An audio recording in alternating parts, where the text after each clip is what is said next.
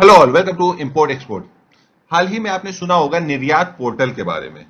मोदी जी ने इसका इनोग्रेट किया और साथ ही आपने वनिज भवन कॉम्प्लेक्स के बारे में भी सुना होगा। तो क्या है ये?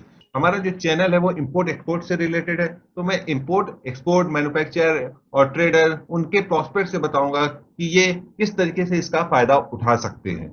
इसका वर्किंग स्ट्रक्चर क्या है। यहाँ पर गवर्नमेंट ने कुछ डेटा भी शेयर किया हुआ है इंपोर्ट एक्सपोर्ट से रिलेटेड, वो भी मैं आपको दिखाऊंगा। उसके साथ गवर्नमेंट एक्सपोर्टर से क्या चाहती है, क्या चाहती है वो उन्होंने काफी खुल के बोला है। जो जितनी भी डिटेल अभी अवेलेबल है सबको मैं कंपाइल करके ज्यादा से ज्यादा डिटेल आपको इसके बारे में शेयर करूंगा। एक्चुअली मेरे एक सब्सक्राइबर है मिस्टर तरंग त्रिवेदी, उन्होंने मेरे को सजेस्ट किया था कि आप निर्यात पोर्टल पर वीडियो बनाइए। तो सबसे पहले तो तरंग जी थैंक यू, आपने एक बहुत अच्छा टॉपिक पे मेरे को सजेस्ट किया हुआ है, तो मैं आज उस पर वीडियो पोस्ट कर रहा हूं। तो चलते हैं, देखते हैं निर्यात पोर्टल के बारे में, डीप नॉलेज लेते हैं कि कहां से क्या, किस तरीके से ये वर्क करेगा, सब कुछ इसके बारे में समझेंगे। तो चलते हैं अपनी पहली स्लाइड पर। मैंने जैसे कि आपको बताया वाणिज्य भवन, आप इस इमेज में देख सकते हो इस बिल्डिंग का। अभी ये न्यूली कंस्ट्रक्टेड बिल्डिंग है और इसी का इनोग्रेट भी किया है मोदी जी ने। तो आप देख सकते हो कितनी हाईटेक है ये। कितना अच्छा है हमारी कंट्री के एक्सपोर्ट के लिए, इंपोर्ट के लिए। गवर्नमेंट कितना सीरियस है, आप सोचो कितना सीरियस है, इतना खर्च कर रही है। ये मेरे हिसाब से बहुत अच्छा इनिशिएटिव है गवर्नमेंट की तरफ से। तो इसके फायदे आपको उठाने हैं, कैसे भी करके उठाने हैं। किसी भी चीज को देखिए, बिजनेस अगर आप कर रहे हो तो किसी भी चीज को आपको छोड़ना नहीं चाहिए। तो आप देखो जहां पे भी थोड़ा सा भी डेवलपमेंट हो, जहां पे थोड़ा सा भी फायदा हो, उसको आप पकड़ने की कोशिश करो। तो अभी इसके बारे में डिटेल से समझेंगे। तो सबसे पहले आपको पता होना चाहिए उनका वर्किंग स्ट्रक्चर। जैसे कि किसी भी कंपनी होती है, उसमें क्या होता है, हायरार्की होती है कि अगर ये एम्प्लॉय है उसके ऊपर ये बॉस होंगे, उनके अंडर में 10 एम्प्लॉय होंगे, उनके ऊपर एक बॉस होंगे तो वो उनके ऊपर होंगे। तो ये क्या है, एक हायरार्की है। तो नीचे वाला उनसे कंप्लेन करेगा, उनसे वाला ऊपर कंप्लेन करेगा। तो इस तरीके से किसी भी ऑर्गेनाइजेशन का जो होता है वर्किंग स्ट्रक्चर होता है। तो अगर आपको निर्यात पोर्टल वनिज भवन समझना है तो आपको सबसे ज्यादा इंपॉर्टेंट है उसकी वर्किंग स्ट्रक्चर को समझने के लिए। तो आप सबसे पहले देखिए, जो इंडिया में मिनिस्ट्री ऑफ कॉमर्स है, आपने देखा ही होगा मिनिस्ट्री ऑफ कॉमर्स, उसके अंदर के दो department, department of commerce, department of promotion of industry and international trade, ये दोनों मिलकर हैंडल करेगी वनिज भवन कॉम्प्लेक्स। जो इतना बड़ा कॉम्प्लेक्स इन्होंने बनाया हुआ है उसको ये दोनों डिपार्टमेंट हैंडल करेगा। और जो वनिज भवन कॉम्प्लेक्स है वो आप ये समझ के चल सकते हो कि जो निर्यात पोर्टल है वो इस डायरेक्टली इनसे लिंक होगा और इस ये जो है इनके अंदर के जो स्टाफ वगैरह होंगे वो इसको हैंडल करेंगे। और उसके बाद जो लास्ट में आप जो इंपॉर्टेंट है, इंपोर्टर, एक्सपोर्टर, मैन्युफैक्चरर, ट्रेडर, ये आप देख सकते हो वो कनेक्ट होंगे निर्यात पोर्टल से। तो ये एक हायरार्की हो गई, एक वर्किंग स्ट्रक्चर हो गया। इसको आपको समझना बहुत जरूरी है। तो आप इसका स्क्रीनशॉट रखिए और हमेशा आपको डिटेल से नॉलेज के लिए कभी भी आपको इसे भी चाहिए तो वर्किंग स्ट्रक्चर पे जरूर ध्यान दीजिए। तो नेक्स्ट आता है वनिज भवन की कुछ जो फैसिलिटीज है, उसको देख लिया जाए एक नजर। तो सबसे पहली चीज क्या है, इसकी लोकेशन जो है प्राइम लोकेशन, यानी कि न्यू दिल्ली में इंडिया गेट के काफी करीब है। तो इससे क्या हो गया, इसकी जो लोकेशन है काफी प्राइम हो गई और काफी मेन जगह पर हो गई। दूसरा आ गया जो इसका टोटल प्रॉपर्टी है, टोटल की बात करें तो अप्रोक्स है, थोड़ा इधर उधर हो सकता है, 4.33 एकड़ में बना हुआ है। तो समझ सकते हो आप कितने बड़े लैंड एरिया में इसको बनाया गया हुआ है। अभी तक जो डेटा सामने आया है, ये बढ़ घट सकता है, तो करीब 1,000 जो इसमें ऑफिसर्स और स्टाफ सब मिला के इसके इस कॉम्प्लेक्स में अल्टीमेटली इनरोल किए जाएंगे, जो वहां पर आप कह सकते हो एम्प्लॉय वगैरह। नेक्स्ट आता है स्मार्ट आर्किटेक्चर। तो आप इसका जो आर्किटेक्ट है वो काफी स्मार्ट है और न्यू टेक्नोलॉजी के साथ है। फोकस इन्होंने किया है सेविंग एनर्जी, मतलब इस कॉम्प्लेक्स में जो एनर्जी यूज हो रहा है तो कम से कम हो सके, इसलिए इन्होंने सेविंग एनर्जी पे काफी फोकस किया हुआ है। और आप नेक्स्ट देख सकते हो 214 ट्री वर अनटच्ड, यानी मतलब आप समझ लो 400 से करीब 420 430 इसके अंदर आप समझ सकते हो पेड़ थे, जिसको बनाने के लिए पेड़ तो काटना ही पड़ेगा। अगर आप कोई भी कंस्ट्रक्शन करते हो सबसे पहले पेड़ काटना पड़ता है। पर इनकी ये एक बहुत ही अच्छा अचीवमेंट है, मैं कहूंगा कि उन्होंने 56% यानी 50% से भी ज्यादा 214 पेड़ों को हाथ भी नहीं लगाया, यानी उसको नुकसान नहीं पहुंचाया और ये बिल्डिंग बना दिया। पेड़ कम करने के, आप जानते हो आजकल कितना पोल्यूशन हो रहा है दिल्ली में, उसकी वजह से ये भी एक बहुत अच्छा अचीवमेंट है कि पेड़ को बिना नुकसान करे इतना बड़ा लैंड एरिया में इतना बड़ा आप जो है बिल्डिंग वगैरह कॉम्प्लेक्स बना लो। उसके बाद सारा चीज आपको देखने को मिलेगा यहाँ पे स्मार्ट एक्सेस कंट्रोल, यानी कि मतलब सब कुछ जो है टेक्नोलॉजी बेस्ड होगा, जो है fingerprint scanner, car door opening, वो सारा चीज आपको यहाँ पर दिखेगा। उसके साथ साथ आ जाएगा वीडियो कॉन्फ्रेंसिंग। अब वीडियो इतना बड़ा कॉम्प्लेक्स है तो वीडियो कॉन्फ्रेंसिंग तो होगी हुई, और उसके साथ ही जितने भी उनके जो सिस्टम्स होंगे, नेटवर्किंग होगी, वो सारे कंप्लीटली आपस में सिंक्ड होंगे, और बाहर तक वो जो भी इनके जो ऑर्गेनाइजेशन है, अदर डेटा के गवर्नमेंट के अदर ऑर्गेनाइजेशन है, उससे कनेक्टेड होंगे। तो ये सारी कुछ फैसिलिटीज है जो आपको पता होनी चाहिए। तो अब बात कर लेते हैं जो इंपॉर्टेंट है, जो हमारा टॉपिक है निर्यात पोर्टल के बारे में। तो निर्यात पोर्टल का, आप निर्यात का जो फुल फॉर्म है आप देख सकते हो, national import export record for yearly analysis trade. आप समझो कि मतलब अगर आपको एनालाइज करने के लिए सारा डेटा मिल जाए तो इसे कहेंगे निर्यात पोर्टल। अब ये कैसे वर्क करेगा इसको आप समझो।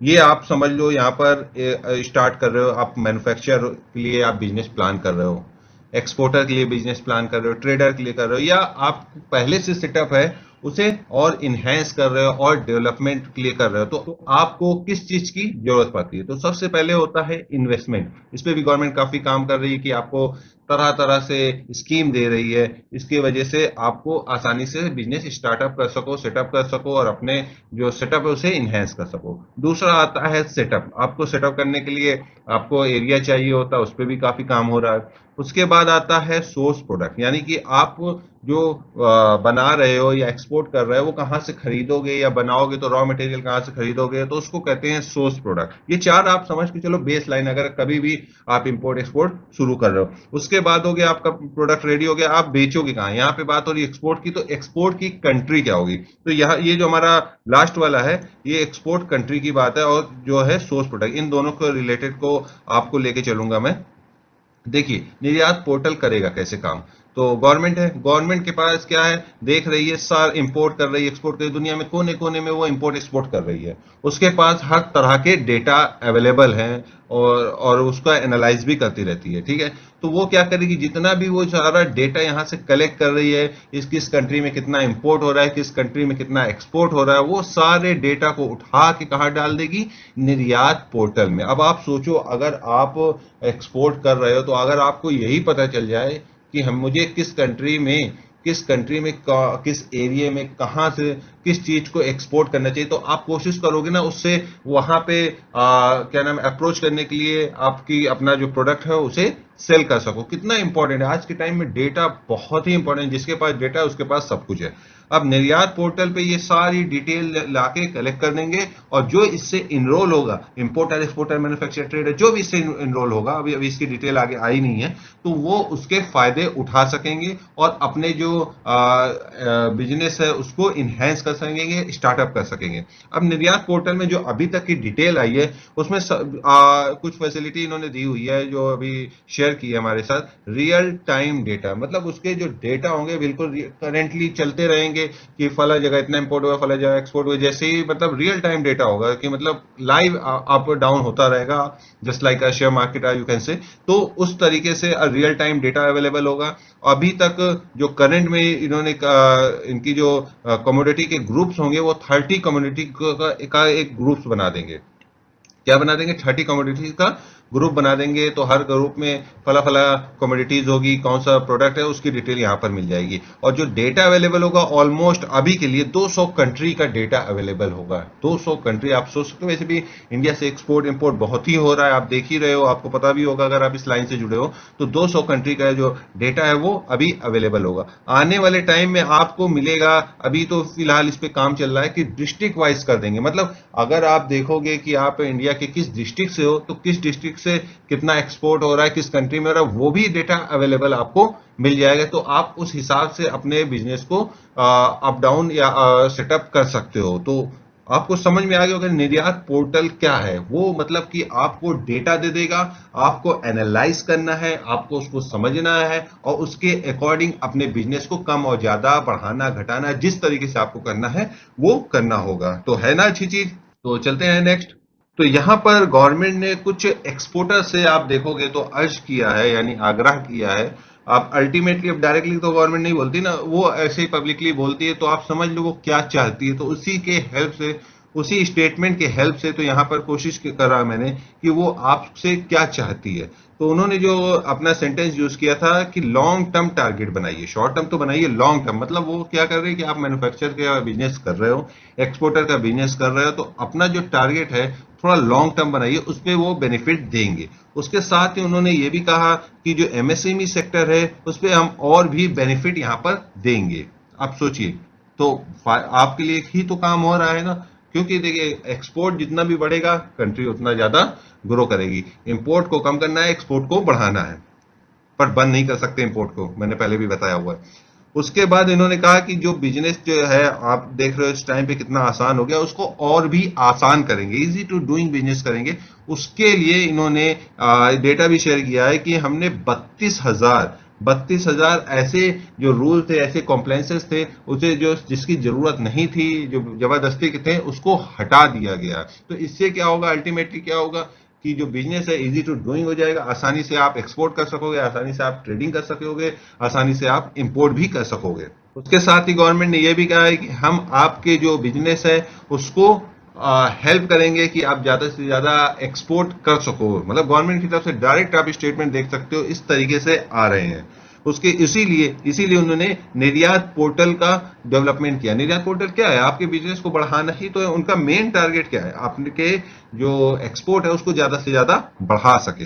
तो ये कुछ डेटा है जो गवर्नमेंट चाह रही है कि एक्सपोर्टर से जो क्या ना एक्सपेक्ट कर रही है कि वो ऐसा करें, और उसके बदले में उनको वो फायदा भी देगी, ऑब्वियस सी बात है। लेकिन एक्सपोर्ट बढ़ाना बहुत ही इंपॉर्टेंट है कंट्री के लिए। इसके साथ ही गवर्नमेंट ने कुछ डेटा शेयर किया है, पब्लिकली शेयर किया हुआ है अपने विजिट के दौरान मोदी जी ने। तो आप यहाँ पर कुछ अचीवमेंट को उन्होंने गिनाया है जो आपको मैं शेयर करता हूँ। सबसे पहली चीज जो आप देखोगे, लास्ट फिजिकल ईयर में 670 बिलियन का फॉरेन ट्रेड हुआ है। इसमें गुड और सर्विस दोनों मिला के, यानी कि 50 लाख करोड़ का। आप सोचो कितनी तेजी से बढ़ रहा है, 50 लाख करोड़ कम नहीं होता। उसके बाद आप देखोगे जो कॉटन है, हैंडलूम प्रोडक्ट है, वो बहुत ही ज्यादा तेजी से एक्सपोर्ट की अच्छी परफॉर्मेंस दे रहा है, बढ़ रहा है, उसका ग्राफ जो है बहुत तेजी से बढ़ रहा है, यानी उसकी डिमांड जो है वर्ल्ड वाइड बढ़ रही है। उसके अलावा उन्होंने ये भी शेयर किया है कि कुछ चीजें जो हमारे कंट्री से बिल्कुल भी एक्सपोर्ट नहीं होती थी, लास्ट कुछ ईयर में देखा गया है कि वो भी एक्सपोर्ट होना स्टार्ट हो गई है। कम हुई है पर पहली बार हुई है। तो जैसे कि इन्होंने एक दिया सीता भोग मिठाई। सीता भोग मिठाई जो है ये बहरेन से में लोगों ने इसको इंपोर्ट किया है, यानी मैन्युफैक्चर, मैं यहाँ पर जो बता रहा हूँ आपको क्या नाम, वो सेल पर्पज से बता रहा हूँ, कोई इंडिविजुअल की पर्पज से नहीं बता रहा हूँ, जो इन्होंने डेटा शेयर किया उसके अकॉर्डिंग। तो ये देखा गया है कि सीता भोग मिठाई भी एक्सपोर्ट हुई है बहरेन के लिए। उसके साथ ही फ्रेश किंग चिली, ये नागालैंड से में होती है, नागालैंड में इसका ऑर्डर आया था लंदन के लिए, तो वहां के लिए ये एक्सपोर्ट हुई है। उसके साथ एक फ्रेश बमरेज ग्रेप्स भी होता है जो आसाम का से दुबई के लिए एक्सपोर्ट हुआ है। ये सब पहले नहीं होता था, फर्स्ट टाइम हो रहा है। और उसके अलावा ट्राइबल महुआ प्रोडक्ट, ये भी कुछ प्रोडक्ट है जो छत्तीसगढ़ में होता है, उसको फ्रांस से ऑर्डर मिले थे तो वहां पर एक्सपोर्ट हुए हैं। हुमानी ऑफ कारगिल, ये जो है कारगिल से दुबई गया हुआ है। उसके अलावा गवर्नमेंट ने ये भी दिखाया कि 15,000 स्टार्टअप, मतलब ये अप्रोक्स है 12 से 17 आप ले सकते हो, ऑलमोस्ट जो एवरेज इन्होंने निकाला है कि 15,000 स्टार्टअप पर ईयर इंडिया में हो रहे। बहुत बड़ी बात है, बहुत बड़ा नंबर है कि 15,000 स्टार्टअप, 15,000 बिजनेस स्टार्ट हो रहा है इंडिया में। उसके साथ ही गवर्नमेंट ने यह भी दिखाया है कि 200 मोबाइल मैन्युफैक्चर यूनिट लग गई है कुछ सालों में। मोबाइल मैन्युफैक्चर का आप देख सकते हो इंडिया में बहुत बड़ी तेजी से मैन्युफैक्चर यूनिट लगती जा रही है। गवर्नमेंट बहुत तरह तरह की स्कीम दे रही है कि आप मैन्युफैक्चर प्लांट लगाइए। आप जितने भी बड़े ब्रांड अभी देखोगे, यहाँ तक कि एप्पल का भी देखोगे, तो एप्पल में भी आपको मिल जाएंगे कि यहाँ पर मैन्युफैक्चर हो रहे हैं, साउथ में कई जगह हो रहे हैं। उसके अलावा जितने भी मोबाइल हैं बड़े लेवल पे, आप सबके आप देखोगे यहाँ पर प्लांट लग चुके हैं। तो ये सारे कुछ अचीवमेंट है जो गवर्नमेंट ने शेयर किए हुए हैं। तो होप आपको वीडियो पसंद आई होगी। अगर कोई कंफ्यूजन है तो आप कमेंट कर सकते हो। हालांकि इससे रिलेटेड अभी ज्यादा डेटा बाहर नहीं आया हुआ है, आने वाले टाइम में धीरे धीरे डेटा वो और भी शेयर करेगी गवर्नमेंट। तो मैं कोशिश करूंगा अगर जैसे जैसे डेटा इसके बारे में और भी डिटेल आए तो आपके साथ शेयर करूं। Thanks for the watching.